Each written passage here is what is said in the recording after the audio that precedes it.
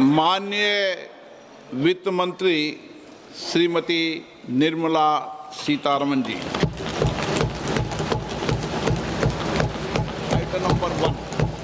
Item number one.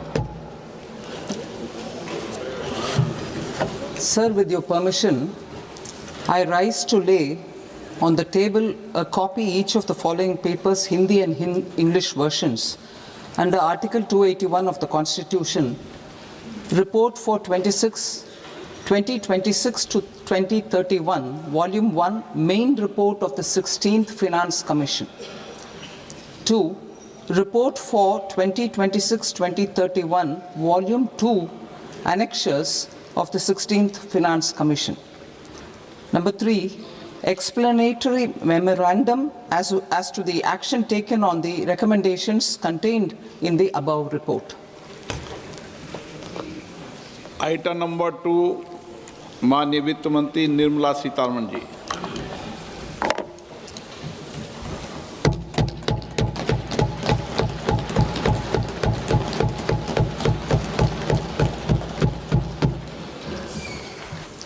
Honorable Speaker, sir, on the sacred occasion of Magh Purnima and the birth anniversary of Guru Ravidas, I present the budget for the year 2026-2027. Since we assumed office 12 years ago, India's economic trajectory has been marked by stability, fiscal discipline, sustained growth, and moderate inflation.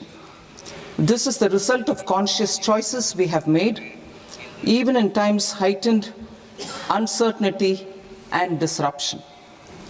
Our government, led by Honorable Prime Minister Modi, has decisively and consistently chosen action over ambivalence, reform over rhetoric, and people over populism.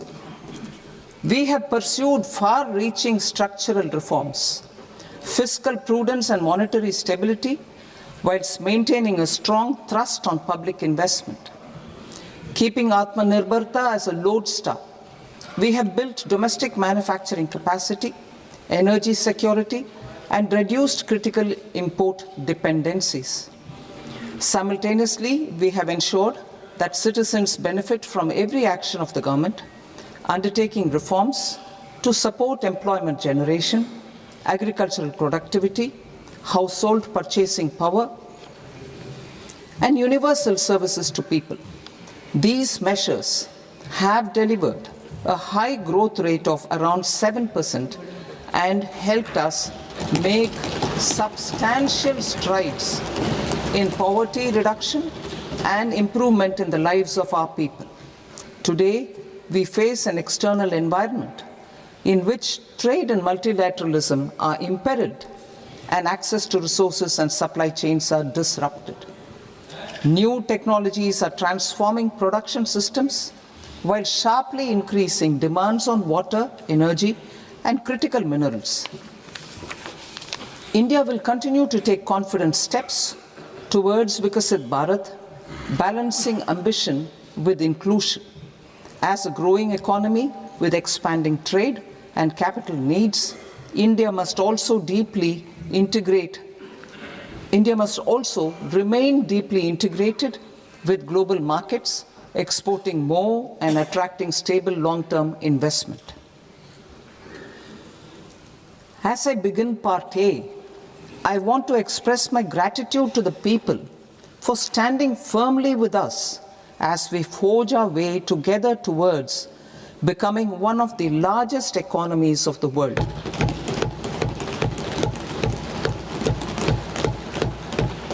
Our aim is to transform aspiration into achievement and potential into performance as we ensure that the dividends of growth reach every farmer, the scheduled caste, the scheduled tribes, the nomads, the youth, the poor, and the women.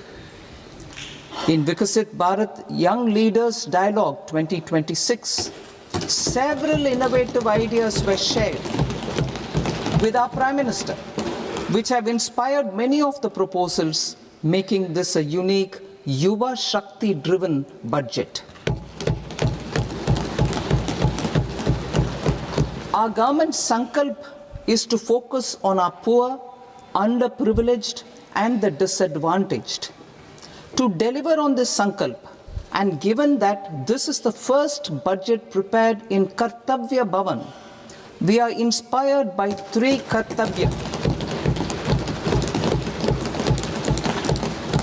Our first Kartavya is to accelerate and sustain economic growth by enhancing productivity and competitiveness and building resilience to volatile global dynamics. Our second Kartavya is to fulfill aspirations of our people and build their capacity, making them strong partners in India's path to prosperity. Our third Kartavya, aligned with our vision of Sabka Saath, Sabka Vikas, is to ensure that every family, community, region, and sector has access to resources, amenities, and opportunities for meaningful participation. This threefold approach requires a supportive ecosystem. The first requirement is to sustain the momentum of structural reforms, continuous, adaptive, and forward-looking. Second, a robust and resilient financial sector is central to mobilizing savings, allocating capital efficiently, and managing risks. Third, cutting-edge technologies, including AI applications, can serve us as force multipliers for better governance. Reform Express. Our government has undertaken comprehensive reforms towards creating employment, boosting productivity, and accelerating growth. After the Prime Minister's announcement on Independence Day in 2025, over 350 reforms have been rolled out. This includes GST simplification, notification of labor codes, and rationalization of mandatory quality control orders. High-level committees have been formed, and in parallel, the central government is working with the state governments on deregulation and reducing compliance requirements. The Reform Express is well on its way and will maintain its momentum to help us fulfill our Kartavya. I now move to specific proposals. Under our first Kartavya, to accelerate and sustain economic growth, I propose interventions in 6 areas. 1. Scaling up manufacturing in 7 strategic and frontier sectors. 2. Rejuvenating legacy industrial sectors. 3. Creating champion MSMEs. 4. Delivering a powerful push for infrastructure. 5. Ensuring long-term security and stability. And 6. Developing city economic regions. Scaling up of manufacturing in 7 strategic and frontier sectors.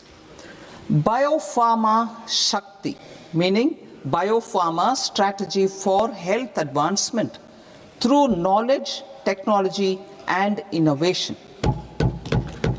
India's disease burden is observed to be shifting towards non-communicable diseases like diabetes, cancer, and autoimmune disorders. Biologic medicines are key to longevity and quality of life at affordable costs. To develop India as a global biopharma manufacturing hub,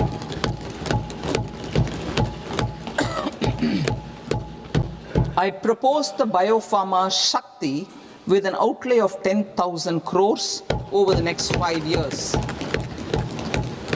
This will build the ecosystem for domestic production of biologics and biosimilars. The strategy will include a biopharma-focused network with 3 new national institutes of pharmaceutical education and research, popularly known as NIPERs, and upgrading 7 existing ones. It will also create a network of 1,000 accredited India clinical trials sites. We propose to strengthen the Central Drug Standard Control Organization to meet global standards and approve timeframes through and approval timeframes through a dedicated scientific review cadre and specialists. India's Semiconductor Mission 1.0 expanded India's semiconductor sector capabilities. Building on this, we will launch ISM 2.0 to produce equipment and materials, design full-stack Indian IP, and fortify supply chains. We will also focus on industry-led research and training centers to develop technology and skilled workforce. The Electronics Components Manufacturing Scheme, launched in April 2025 with an outlay of 22,919 crores, already has investment commitments at double the targets. We propose to increase the outlay to 40,000 crores to capitalize on this momentum.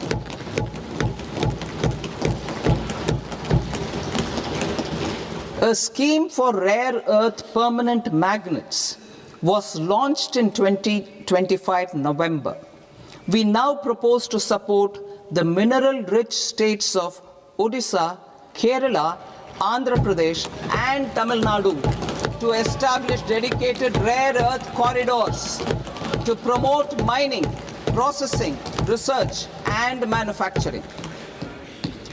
To enhance domestic chemical production and reduce import dependency, we will launch a scheme to support states in establishing 3 dedicated chemical parks through challenge route on a cluster-based plug-and-play model. Strong capital goods.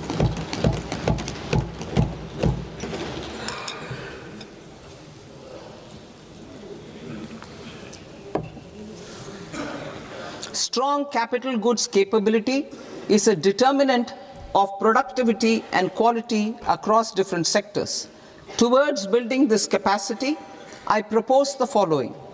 High-tech tool rooms will be established by central public sector enterprises at 2 locations as digitally enabled automated service bureaus that locally design, test, and manufacture high-precision components at scale and at lower cost. 2.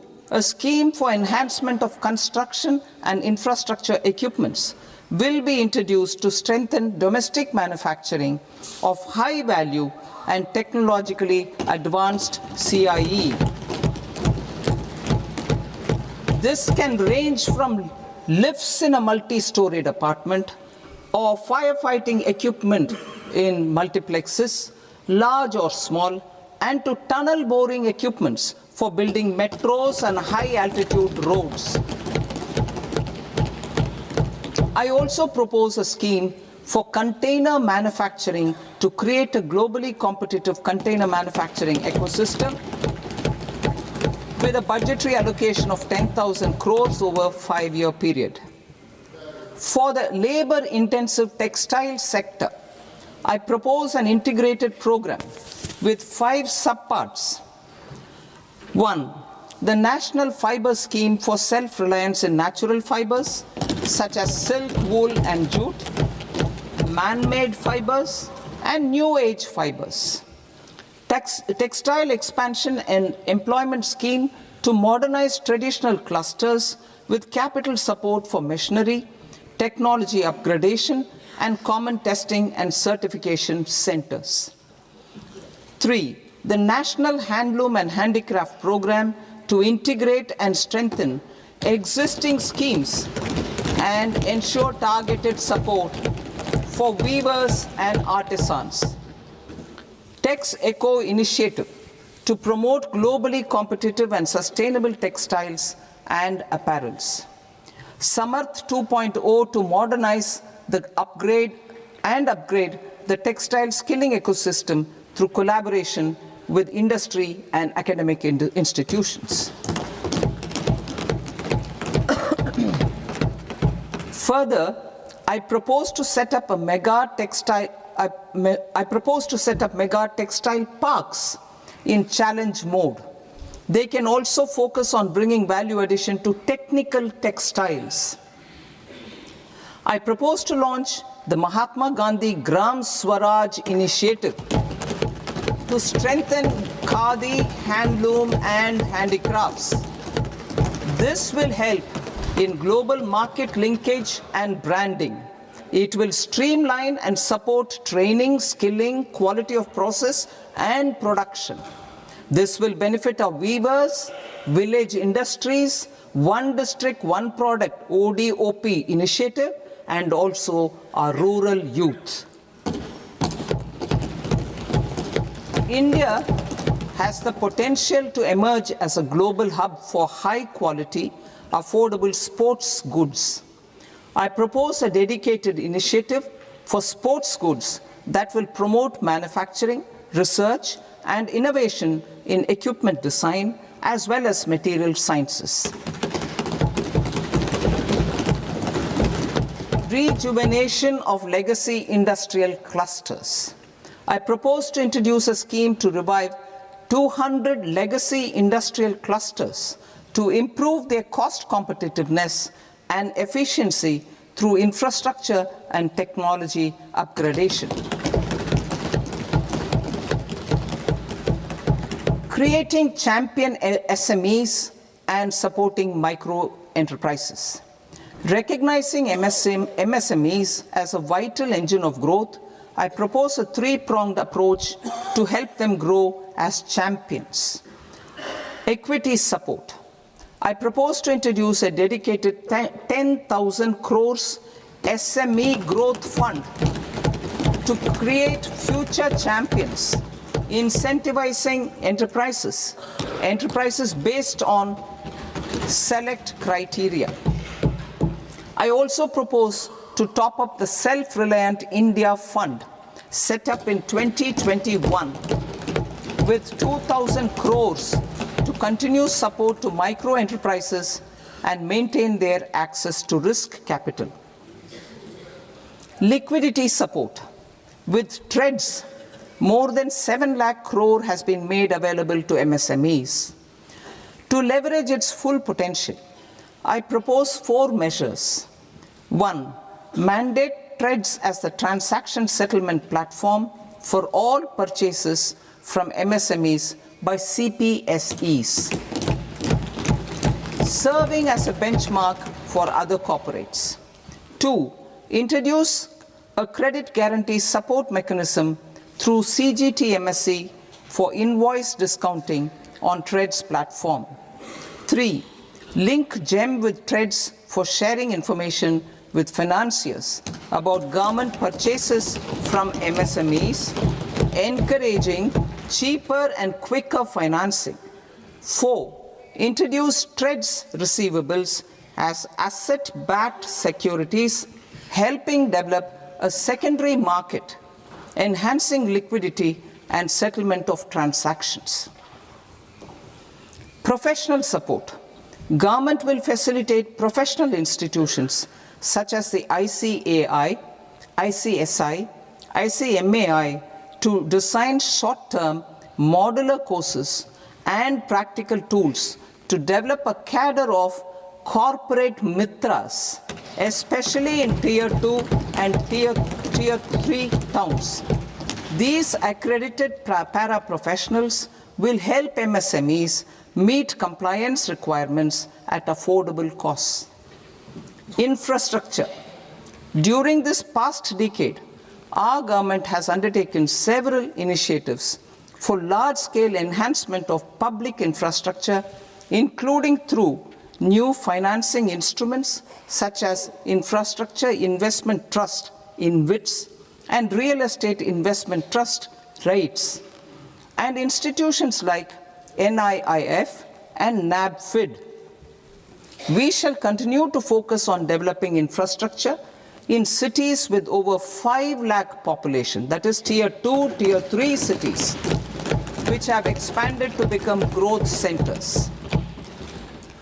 Public capital expenditure has increased manifold from 2 lakh crore in 2014-15 to an allocation of 11.2 lakh crore in BE 25-26. In this coming year, that is financial year 2026-27, I propose to increase it to 12.2 lakh crores to continue the momentum. To strengthen the confidence of private developers regarding risks during infrastructure development and construction phase, I propose to set up an infrastructure risk guarantee fund to provide prudentially calibrated partial credit guarantee to lenders. Over the years, RITES have emerged as a successful instrument for asset monetization. I propose to accelerate recycling of significant real estate assets of the CPSEs through the setting up of dedicated RITES. To promote environmentally sustainable movement of cargo, I propose to 1. Establish new dedicated freight corridors connecting Dankuni in the east to Surat in the west. Operationalize 20 new national waterways over the next 5 years, starting with National Waterways 5 in Orissa to connect mineral-rich areas of Talcher and Angul and industrial centers like Kalinga Nagar to the ports of Paradeep and Dhamra. Training institutes will be set up as regional centers of excellence for development of required manpower for these waterways. This will benefit youth in the entire stretch of the waterways to train and acquire skills. Further, a ship repair ecosystem catering to inland waterways will also be set up at Varanasi and Patna. And C, launch a coastal cargo promotion scheme for incentivizing a modal shift from rail to road to increase the share of inland waterways and coastal shipping from 6% to 12% by 2047. To enhance last mile and remote connectivity and promote tourism, I propose to give incentives to indigenize manufacturing of seaplanes. A seaplane VGF scheme will be also introduced to provide support for operations. Carbon capture, utilization and storage. Aligning with the roadmap launched in December 2025, the carbon capture, utilization and storage technologies at scale will achieve higher readiness and in end-use application across 5 industrial sectors, including power, steel, cement, refineries, and chemicals. An outlay of 20,000 crore is proposed over the next 5 years for this purpose. City economic regions. Cities are India's engines of growth, innovation, and opportunities. We shall now focus on Tier 2, Tier 3 cities, and even temple towns, which need modern infrastructure and basic amenities. This budget aims to further amplify the potential of cities to deliver the economic power of agglomerations by mapping city economic regions based on their specific growth drivers. An allocation of 5,000 crore per CER over 5 years is proposed for implementing their plans through a challenge mode with a reform-cum-result-based financing mechanism.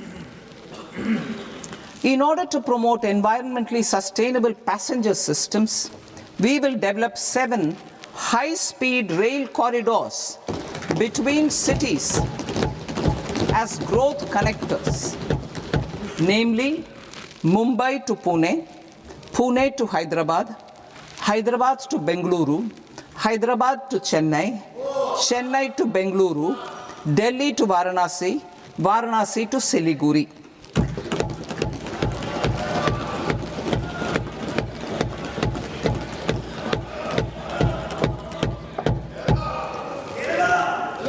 Financial sector.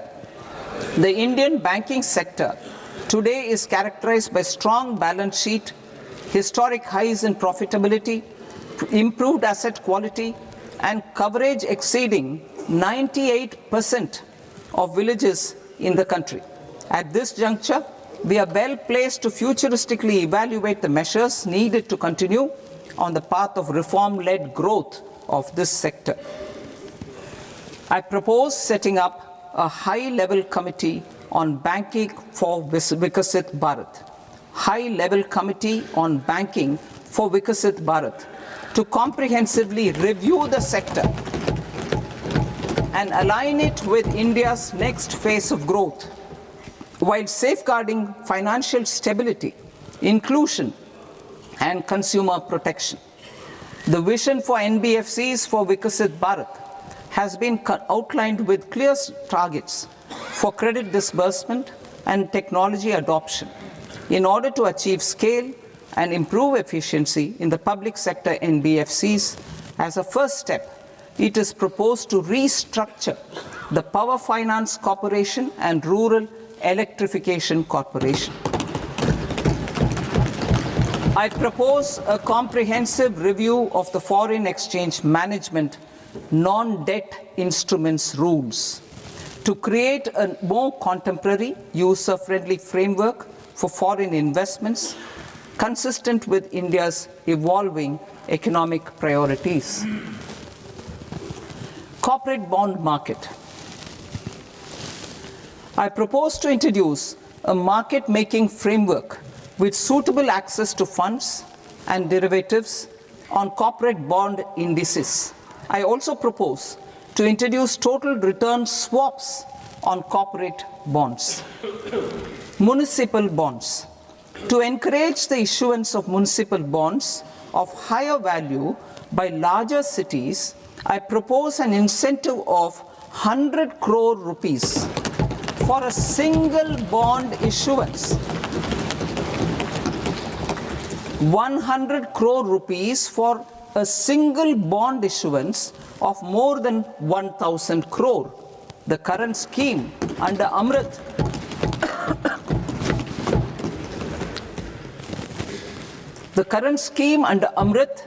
which incentivizes issuances up to 200 crores only, will also continue to support smaller and medium towns.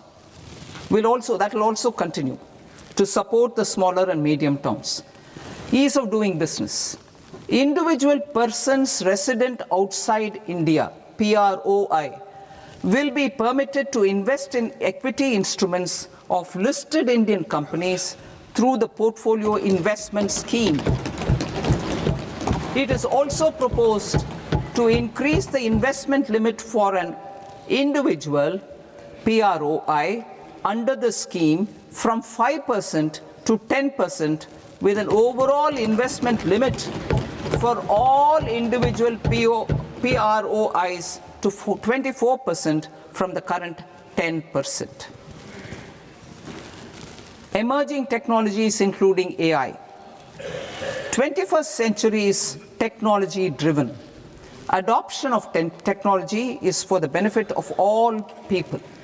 Farmers in the field, women in STEM, youth keen to upskill, and Divyangjan to access newer opportunities. The government has taken several steps to support new technologies through AI Mission, National Quantum Mission, Anusandhan National Research Fund, and Research and Development and Innovation Fund. Our second kartavya is to fulfill aspirations and build capacities. Close to 25 crore individuals have come out of multi-dimensional poverty through a decade of our government's sustained and reform-oriented efforts.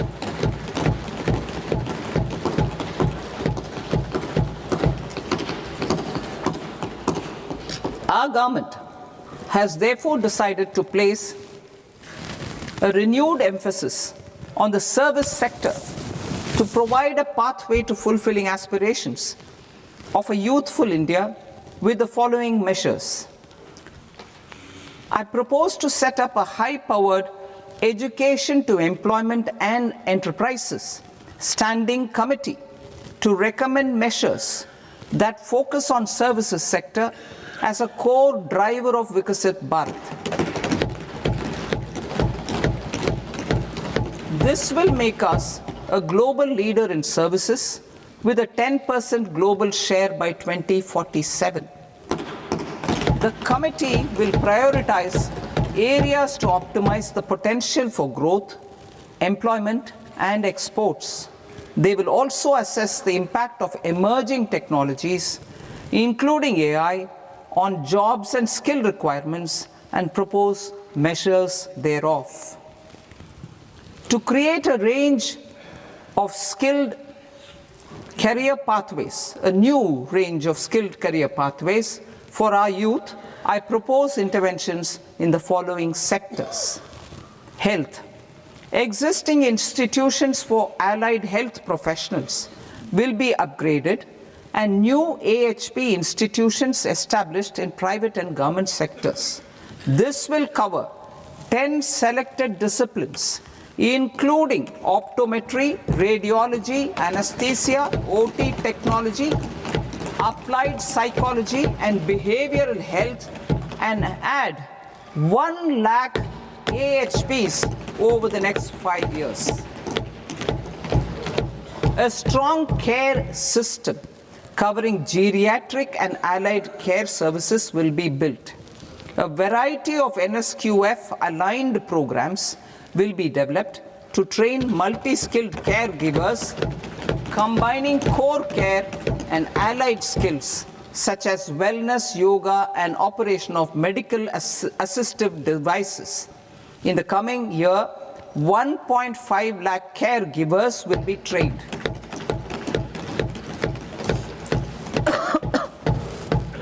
Hubs for medical value tourism. To promote India as a hub for medical tourism services, I propose to launch a scheme to support states in establishing 5 regional medical hubs in partnership with the private sector.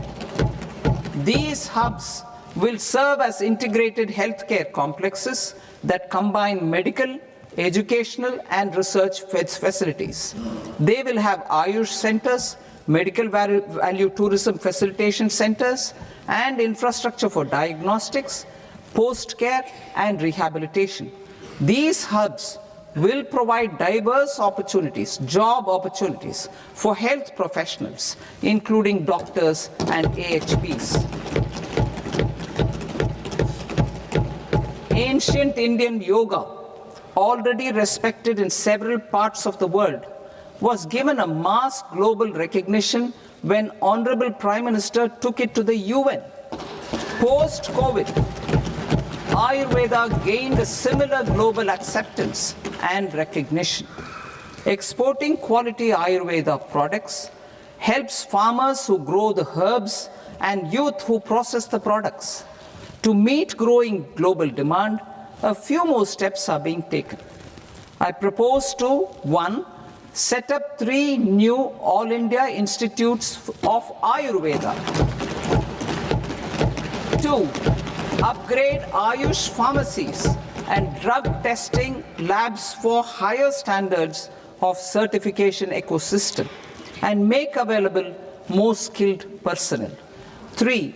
Upgrade the WHO Global Traditional Medicine Center in Jamnagar to bolster evidence-based research, training, and awareness for traditional medicine. Animal husbandry. Livestock contributes to close to 16% of farm income, including of poor and marginal households. To scale up availability of veterinary professionals by more than 20,000, I propose to roll out a loan-linked capital subsidy support scheme for establishment of veterinary and para-veterinary colleges, veterinary hospitals, diagnostic laboratories, and breeding facilities in private sector. Collaboration between Indian and foreign institutions will also be facilitated. Orange economy. India's animation, visual effects, gaming and comics sector, AVGC sector, is a growing industry projected to require 2 million professionals by 2030. I propose to support the Indian Institute of Creative Technologies, Mumbai, in setting up AVGC content creator labs in 15,000 secondary schools all over the country and 500 colleges. The Indian design industry is expanding rapidly, and yet there is a shortage of Indian designers. I propose to establish, through Challenge Route, a new National Institute of Design to boost design education and development in the eastern region of India. Education. Our government will support states through Challenge Route in creating 5 university townships in the vicinity of major industrial and logistics corridors. These planned academic zones will host multiple universities, colleges, and research institutions, skill centers, and residential complexes. In higher education, STEM institutions, prolonged hours of study and laboratory work pose some challenges for girl students. Through VGF, Viability Gap Funding and capital support, one girls' hostel will be established in every district.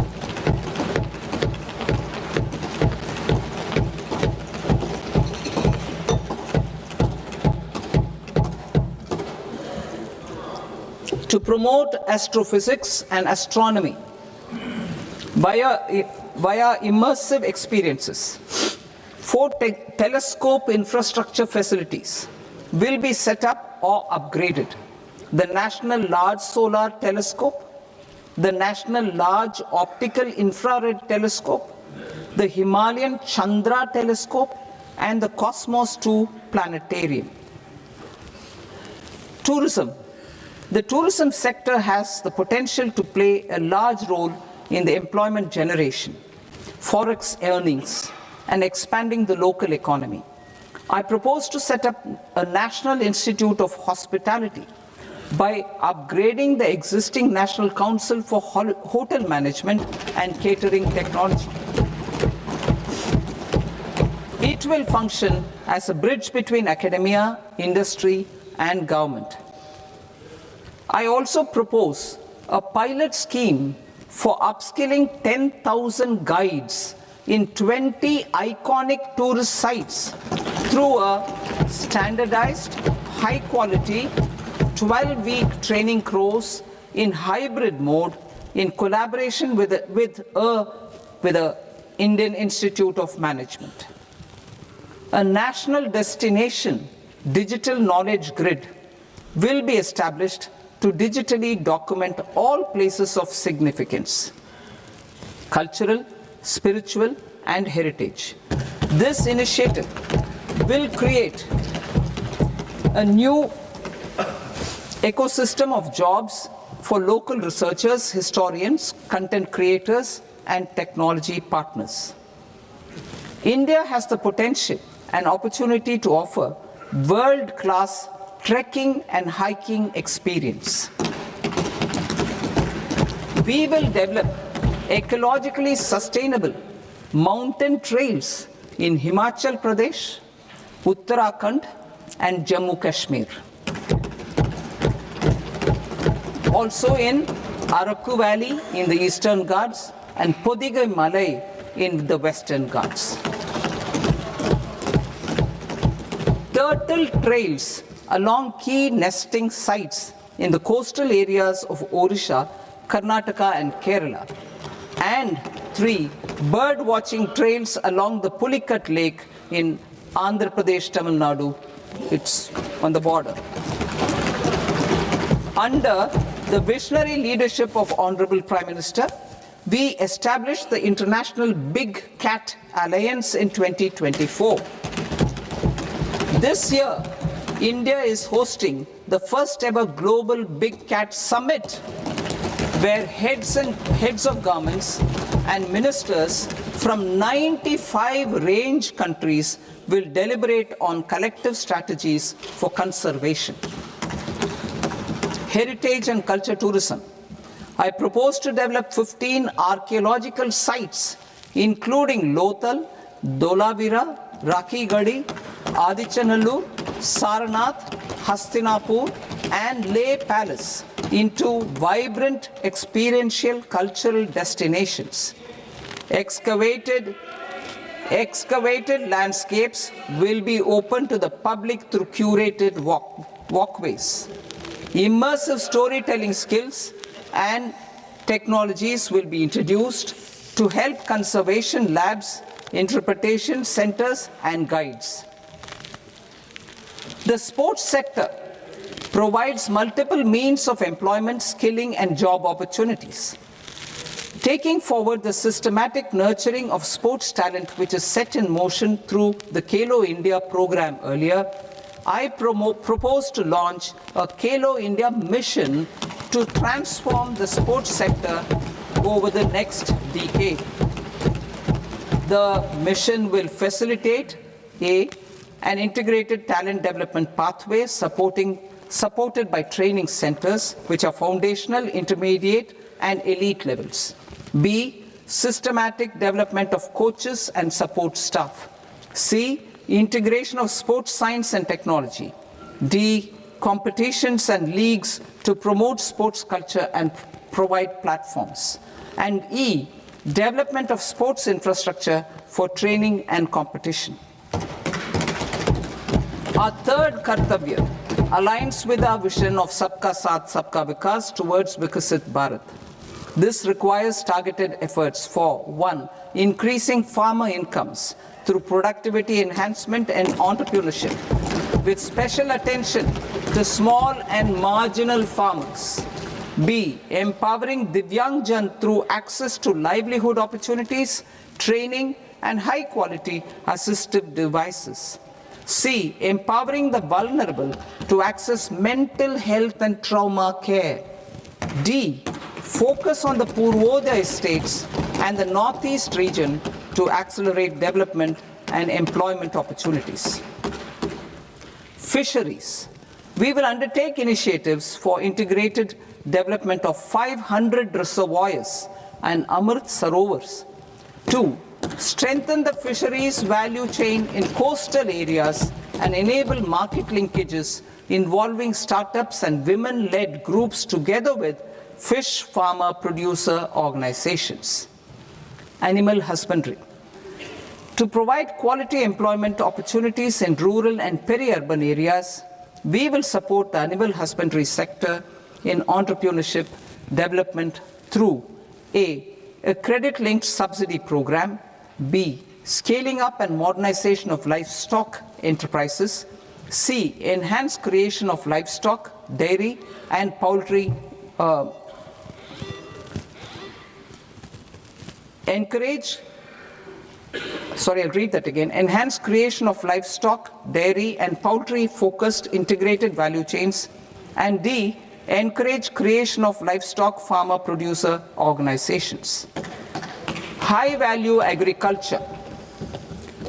To diversify farm outputs, increase productivity, enhance farmers' incomes, and create new employment opportunities, we will support high-value crops such as coconut, sandalwood, cocoa, cashew in the coastal areas, agar trees in northeast, and nuts such as almonds, walnuts, and pine nuts in our hilly regions. All of them will be supported. India is the world's largest producer of coconuts. About 30 million people, including nearly 10 million farmers, depend on coconuts for their livelihood. To further enhance competitiveness in coconut production, I propose a coconut promotion scheme to increase production and enhance productivity through various interventions, including replacing and non-productive trees with new saplings or plants or varieties in major coconut growing states. A dedicated program is proposed for Indian cashew and cocoa to make India self-reliant in raw cashew and coconut production and processing, enhance export competitiveness, and transform Indian cashew and Indian cocoa into premium global brands by 2030. Sandalwood.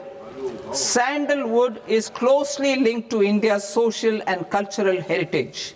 Our government will partner with state governments to promote focused cultivation and post-harvest processing to restore the glory of the Indian sandalwood ecosystem, to rejuvenate old, low-yielding orchards, and expand high-density cultivation of walnuts, almonds, and pine nuts. We will support a dedicated program to enhance farmer incomes and in bringing value addition by engaging youth. Bharat Vistar, that is virtually integrated system to access agricultural resources. I propose to launch Bharat Vistar, a multilingual AI tool that shall integrate the AgriStack portals and the ICAR package on agricultural practices with AI systems. This will enhance farm productivity, enable better decisions for farmers, and reduce risk by providing customized advisory support. She Marts for rural women-led enterprises. Building on the success of Lakpati Didi program, I propose to help women take the next step from credit-linked livelihoods to being owners of enterprises. Self-help entrepreneur, She Marts will be set up as community-owned retail outlets within the cluster-level federations through enhanced and innovative financing instruments. Empowering Divyangjan. Divyangjan Kaushal Yojana. Information technology, AVGC sectors, hospitality and food and beverages sectors often offer task-oriented and process-driven roles which are suitable for Divyangjan. We will ensure dignified livelihood opportunities through industry-relevant and customized training specific to each Divyangjan group. Divyang Sahara Yojana. Timely access to high-quality assistive devices for all eligible Divyangjan is a fundamental need. I propose to 1. Support the Artificial Limbs Manufacturing Corporation of India, Alimco, to set up and to scale up production of assistive devices, invest in R&D and AI integration, strengthen PM Divyasha Kendras, and support setting up of assistive technology marts as modern retail style centers where Divyangjan and senior citizens can see, try and purchase assistive products. Reaffirming our commitment to mental health and trauma care. There are no national institutes for mental health care in North India. We will therefore set up a NIMHANS 2 and also upgrade national mental health institutes in Ranchi and in Tezpur as regional apex institutions. Emergencies expose families, particularly the poor and vulnerable, to unexpected expenditure. We will strengthen and increase these capacities by 50% in district hospitals by establishing emergency and trauma care centers. Focus on Purvodaya states and northeastern regions.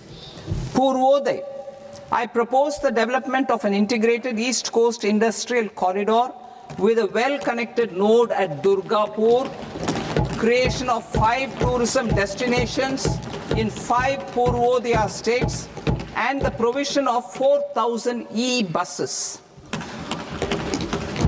Buddhist sites in northeastern region. The northeastern region is a civilizational confluence of Theravada and Mahayana or Vajrayana traditions. I propose to launch a scheme for development of Buddhist circuits in Arunachal Pradesh, Sikkim, Assam, Manipur, Mizoram, and Tripura.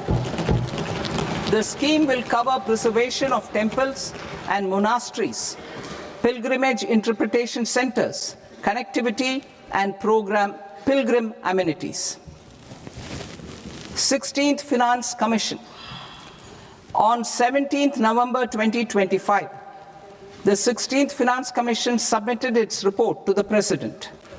As mandated under Article 281 of the Constitution, the government is to lay the report along with the explanatory memorandum on the action taken report on the recommendations of the Commission in Parliament, which, Sir, Honourable Speaker, you've allowed me to do at the commencement of this session.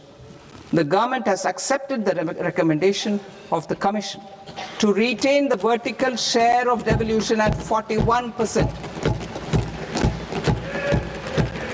As recommended by the Commission, I have provided 1.4 lakh crores of rupees to the states for the year 2026-2027 as Finance Commission grants. These include rural and urban local body and disaster management grants. Fiscal consolidation. Government has been delivering on our fiscal commitments consistently without compromising on social needs. To strive towards accepted standards of fiscal management in Budget 25-26, I had indicated that the central government would target reaching a debt to GDP ratio of 50 plus or minus 1% by 2030-31. In line with this, the debt to GDP ratio is estimated to be 55.6% of GDP in BE 26-27, compared to 56.1% of GDP in RE 25-26.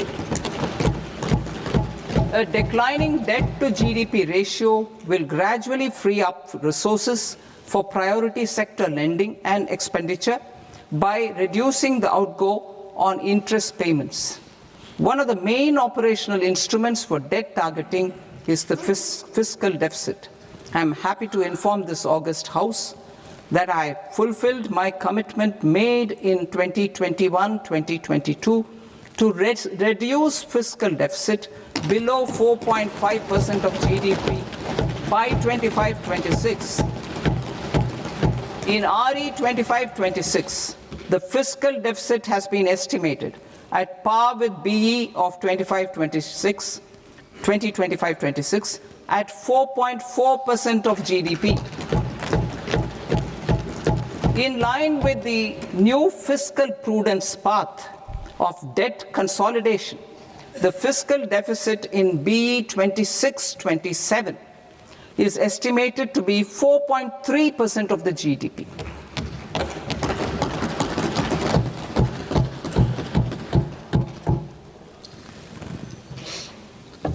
The revised estimates of the non-debt receipts are 34 lakh crore rupees, of which the centre's net tax receipts are 26.7 lakh crore. The revised estimate of the total expenditure is 49.6 lakh crore rupees, of which the capital expenditure is about 11 lakh crores. Budget estimates 2026 to 2027.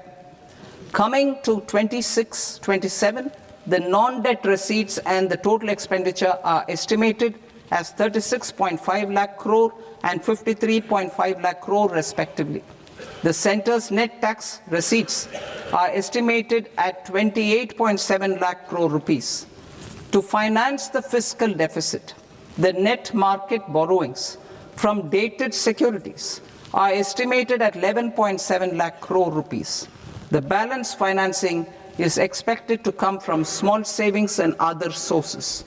The gross market borrowings are estimated at 17.2 lakh crore rupees. I'll now move to Part B. Part B, direct taxes.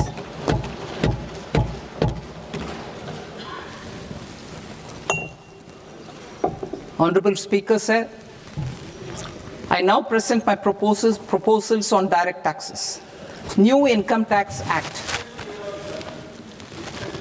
In July 2024, I announced a comprehensive review of the Income Tax Act 1961. This was completed in a record time, and the Income Tax Act 2025 will come into effect from 1st April 2026. The simplified income tax rules and forms will be notified shortly, giving adequate time to taxpayers to acquaint themselves with its requirements. The forms have been redesigned such that ordinary citizens can comply without difficulty. Ease of living. I propose that any interest awarded by the Motor Accident Claims Tribunal to a natural person will be exempt from income tax, and any TDS on this account will be done away with. I propose to reduce TCS rate on the sale of overseas tour program package from the current 5% and 20% to 2% without any stipulation of amount. I propose to reduce TCS rate for pursuing education and for medical purposes under the Liberalized Remittance Scheme, popularly known as LRS, from 5% to 2%. Supply of manpower services is proposed to be specifically brought within the ambit of payment to contractors for the purpose of TDS to avoid ambiguity. Thus, TDS on these services will be at the rate of either 1% or 2% only. I propose a scheme for small taxpayers, wherein a rule-based automated process will enable obtaining a lower or nil deduction certificate instead of filing an application with the assessing officer. For the ease of taxpayer holding securities in multiple companies, I propose to enable depositories to accept Form 15G or Form 15H from the investor and provide it directly to various relevant companies. I propose to extend time available for revising returns from 31st December to up to 31st March with the payment of a nominal fee. I also propose to stagger the timeline for filing of tax returns. Individuals with ITR 1 and ITR 2 returns will continue to file till 31st July, and non-audit business cases or trusts are proposed to be allowed time till 31st August.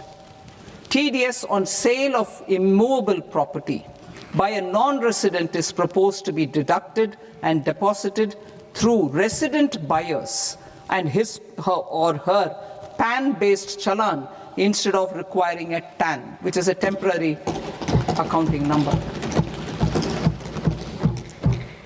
To address practical issues of small taxpayers like students, young professionals, tech employees, relocated NRIs, and such others, I propose to introduce a one-time 6-month foreign asset disclosure scheme for these taxpayers to disclose income or assets below a certain size. This scheme would be applicable for two categories of taxpayers, namely A, who did not disclose their overseas income or assets, and B, who disclosed their overseas income and or paid due tax but could not declare the asset acquired. For category A, the limit of undisclosed income or asset is proposed to be up to 1 crore rupees. they need to pay 30% of fair market value of asset or 30% of undisclosed income as tax and 30% as additional income tax in lieu of penalty, and would thereby get immunity from prosecution. For category B, asset value is proposed to be up to 5 crore rupees. Here, immunity from both penalty and prosecution will be available with a payment of fee of 1 lakh rupees. Rationalizing penalty and prosecution. Multiplicity of proceedings are hindrance to the ease of doing business. I propose to integrate assessment and penalty proceedings by way of a common order for both. There will be no interest liability on the taxpayer on the penalty amount for the period of appeal before the first appellate authority, irrespective of the outcome of appeal process. Further, quantum of prepayment is being reduced from 20% to 10% and will continue to be calculated only on core tax demand. As an additional measure for reducing litigation, I propose to allow taxpayers to update their returns even after reassessment proceedings have been initiated, and an additional 10% tax rate over and above the rate applicable for the relevant year. The assessing officer will then use only this updated return in his proceedings. There is already a framework for immunity from penalty and prosecution in the cases of underreporting. I propose to apply this framework for immunity to misreporting too. However, in such a case, the taxpayer will need to pay 100% of the tax amount as an additional income tax over and above the tax and interest due. Penalties for certain technical defaults, such as failure to get accounts audited, non-furnishing of transfer pricing audit report, and default in furnishing statement for financial transactions, are proposed to be converted into fee.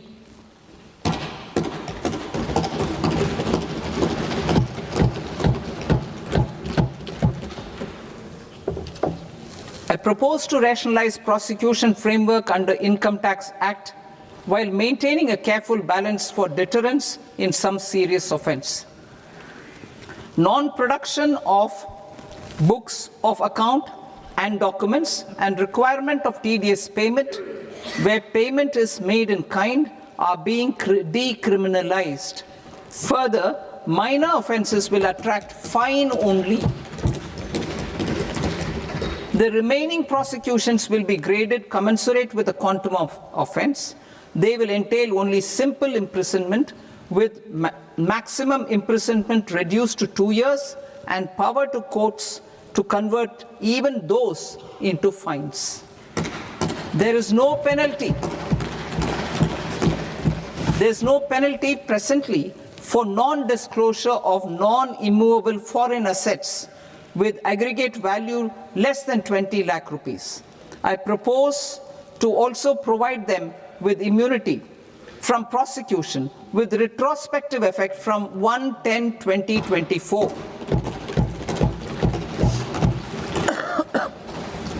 Cooperatives. Deduction is already allowed to a primary cooperative society engaged in supplying milk, oilseeds, fruits or vegetables raised or grown by its members. I propose to extend this deduction to also include supply of cattle feed and cotton seed produced by its members. I propose to allow inter-cooperative society dividend income as deduction under the new tax regime to the extent it is further distributed to its members. I further propose to allow exemption for a period of 3 years to dividend income received by a notified national cooperative federation on their investments made in companies up to 31/1/2026. This exemption would be allowed only for dividends further distributed to its member cooperatives. Supporting IT sector as India's growth engine. India is a global leader in software development services, IT-enabled services, knowledge process outsourcing services, and contract R&D services relating to software development. These businesses and their segments are quite interconnected with each other. All these services are proposed to be clubbed under a single category of information technology services with a common safe harbor margin of 15.5% applicable to all. The threshold for availing safe harbor for IT services is being enhanced substantially from 300 crore rupees to 2,000 crore rupees. Safe harbor for IT services shall be approved by an automated rule-driven process without any need for tax officer to examine and accept the application. Once applied by an IT services company, the same safe harbor can be continued for a period of 5 years at a stretch at its choice. For IT services companies who want to conclude advanced pricing agreement, APA, I propose to fast-track unilateral APA process for IT services and endeavor to conclude it within a period of 2 years. The period of 2 years can be extended by a further period of 6 months on taxpayers' request. I propose to extend the facility of modified returns available to the entity entering APA to its associated entities also. Attracting global business and investment. Recognizing the need to enable critical infrastructure and boost investment in data centers, I propose to provide tax holiday till 2047 to any foreign company that provides cloud services to customers globally by using data center services from India. It will, however, need to provide services to Indian customers through an Indian reseller entity. I also propose to provide a safe harbor of 15% on cost in case the company providing data center services from India is a related entity. To harness the efficiency of just-in-time logistics for electronic manufacturing, I propose to provide safe harbor to non-residents for component warehousing in a bonded warehouse at a profit margin of 2% of the invoice value. The resultant tax of about 0.7% will be much lower than in competing jurisdictions. To provide fillip to toll manufacturing in India, I propose to provide exemption from income tax for 5 years to any non-resident who provides capital goods, equipment, or tooling to any toll manufacturer in a bonded zone. To encourage vast pool of global talent to work in India for a longer period of time, I propose to provide exemption to global, non-India sourced income of a non-resident expert for a stay period of 5 years under notified schemes.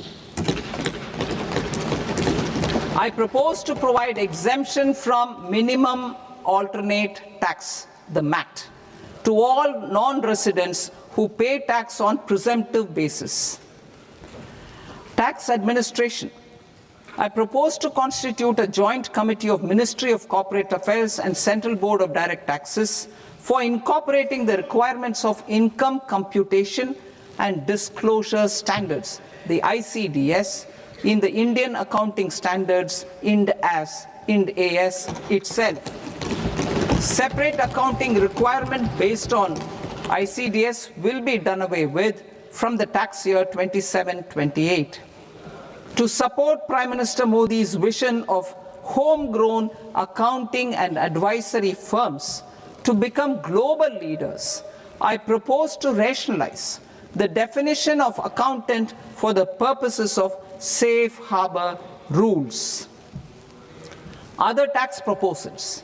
Change in taxation of buyback was brought in to address the improper use of buyback route by promoters. In the interest of minority shareholders, I propose to tax buyback for all types of shareholders as capital gains. However, to disincentivize misuse of tax arbitrage, promoters will pay an additional buyback tax. This will make effective tax 22% for corporate promoters. For non-corporate promoters, the effective tax will be 30%. TCS rate for sellers of specific goods, namely alcoholic liquor, scrap, and minerals, will be rationalized to 2%, and that on tendu leaves will be reduced from 5% to 2%. I propose to raise the STT on futures to 0.05% from the present 0.02%.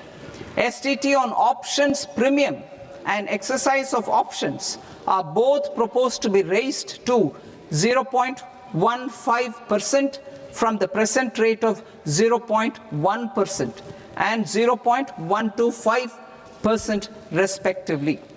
We reformed the taxation landscape for corporates in 2019 by providing them a simplified regime with lower tax rate so that they could productively focus on business rather than on claim of deductions and exemptions. To encourage companies to shift to the new regime, set off of brought forward MAT credit, minimum alternate tax credit, is proposed to be allowed to companies only in the new regime. Set off using available MAT credit is proposed to be allowed to an extent of 1/4 of the tax liability in the new regime. MAT is proposed to be made final tax, so there will be no further credit accumulation from 1st April 2026. In line with this change, the rate of final tax is being reduced to 14% from the current MAT rate of 15%. The brought forward MAT credit of taxpayers accumulated till 30th March 2026 will continue to be available to them for set-off as above. Indirect taxes. I shall now take up proposals related to indirect taxes. My proposals for customs and central excise aim to further simplify the tariff structure, support domestic manufacturing, promote export competitiveness, and correct inversion in duty. To continue weeding out long-continuing customs duty exemptions, I propose to remove certain exemptions on items which are being manufactured in India or where the imports are negligible. Similarly, to further simplify the process of ascertaining the rate of duty applicable on a particular item, I propose to incorporate certain effective rates in various customs notifications to the tariff schedule itself. I shall now take up sector-specific proposals. Promotion of exports of marine, leather, and textile products.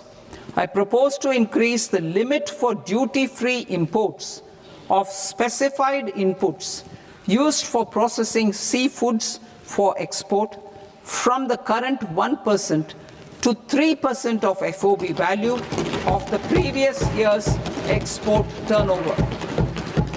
I also propose to allow duty-free imports of specified inputs, which is currently available for exports of leather or synthetic footwear, to exports of shoe uppers as well. I propose to extend the time period for export of final product from the existing 6 months to 1 year for exporters of leather or textile garments, leather or synthetic footwear, and other leather products. Energy transition and security. I propose to extend the basic customs duty exemption given to capital goods used for manufacturing lithium-ion cells for batteries to those used for manufacturing lithium-ion cells for battery energy storage systems also. I propose to exempt basic customs duty on import of sodium antimonate for use in manufacture of solar glass. Nuclear power. I propose to extend the existing basic customs duty exemption on imports of goods required for nuclear power projects till the year 2035 and expand it for all nuclear plants irrespective of their capacity. Critical minerals.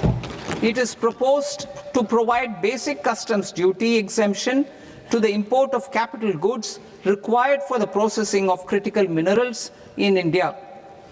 Biogas blended CNG. I propose to exclude the entire value of biogas while calculating the central excise duty payable on biogas blended CNG. Civil and defense aviation. I propose to exempt basic customs duty on components and parts required for the manufacture of civilian training and other aircrafts. It is proposed to exempt basic customs duty on raw materials imported for the manufacture of parts of aircraft to be used in maintenance, repair, or overall requirements by units in the defense sector. Electronics. To deepen value addition in the consumer electronics sector, I propose to exempt basic customs duty on specified parts used in the manufacture of microwave ovens. Special economic zone. To address the concerns arising about utilization of capacity by manufacturing units in the special economic zones due to global trade disruptions, I propose as a special one-time measure to facilitate sales by eligible manufacturing units in SEZs to the domestic tariff area at concessional rates of duty. The quantity of such sales will be limited to a prescribed proportion of their exports. Necessary regulatory changes will be undertaken to operationalize the measures while ensuring level playing field for the units working in the DTA. Ease of living. To rationalize the customs duty structure for goods imported for personal use, I propose to reduce the tariff rate on all dutiable goods imported for personal use from 20% to 10%. To provide relief to patients, particularly those suffering from cancer, I propose to exempt basic customs duty on 17 drugs or medicines. I propose also to add 7 more rare diseases for the purposes of exempting import duties on personal imports of drugs, medicines, and food for special medical purposes used in their treatment. Customs process. India's role and share in the global trade is poised for a major leap in line with our ambition and journey towards Vikasit Bharat. In this regard, I propose many measures for custom processes to have minimal intervention for smoother and faster movement of goods and greater certainty to the trade. Trust-based systems.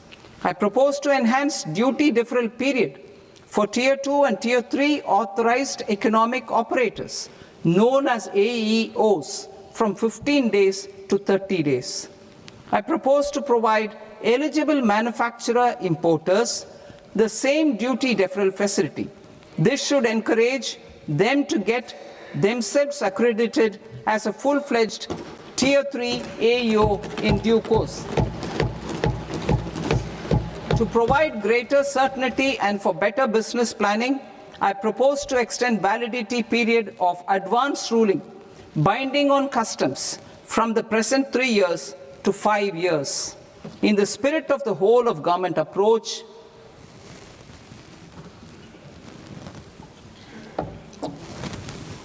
Government agencies will be encouraged to leverage AEO accreditation for preferential treatment in clearing their cargo. Regular importers with trusted long-standing supply chains will be recognized in the risk system so that the need for verification of their cargo every time can be minimized. Export cargo using electronic sealing. Export cargo using electronic sealing will be provided through clearance from the factory premises to the ship. For import of goods not needing any compliance, filing of bill of entry by a trusted importer and arrival of goods will automatically notify customs for completing their clearance formalities. This will enable goods to be released immediately on arrival. The customs warehouse framework will be transformed into a warehouse operator-centric system with a self-declarations, electronic tracking, and risk-based audit. These reforms will move away from the current system of officer-dependent approvals and reduce transaction delays and compliance costs. Ease of doing business. Approvals required for cargo clearance from various government agencies will be seamlessly processed through a single and interconnected digital window by the end of the financial year. Processes involved in clearance of food, drugs, plant, and animal and wildlife products, accounting for about 70% of interdicted cargo, will be operationalized on this system by April 2026 itself. For goods not having any compliance requirement, clearance will be done by customs immediately after online registration is completed by the importer, subject to the payment of duty. Customs integrated system will be rolled out in 2 years as a single integrated and scalable platform for all customs processes. Utilization of non-intrusive scanning with advanced imaging and AI technology for risk assessment will be expanded in a phased manner with the objective to scan every container across all the major ports. New export opportunities to support Indian fishermen to fully harness the economic value of marine resources beyond our territorial waters. The following measures will be taken. A. Fish catch by an Indian fishing vessel in exclusive economic zone or on the high seas will be made free of duty. Landing of such fish on foreign port will be treated as export of goods. Safeguards will be put in place to prevent misuse during fish catch, transit, or transshipment. To support aspirations of India's small businesses, artisans, and startups to access global markets through e-commerce, I am pleased to announce complete removal of the current value cap of 10 lakh rupees per consignment on courier exports. In addition, handling of rejected and returned consignments will be improved with effective use of technology for identifying such consignments. I propose to revise provisions governing baggage clearance during international travel to address genuine concerns of passengers. The revised rules will enhance duty-free allowances in line with the present-day travel realities and provide clarity in temporary carriage of goods brought in or taken out. There are honest taxpayers who are willing to settle disputes by paying all their dues, but they get deterred due to negative connotation associated with penalty. They will now be able to close cases by paying an additional amount in lieu of penalty. Honorable Speaker, sir, with this, I commend the budget to this august House. Jai Hind.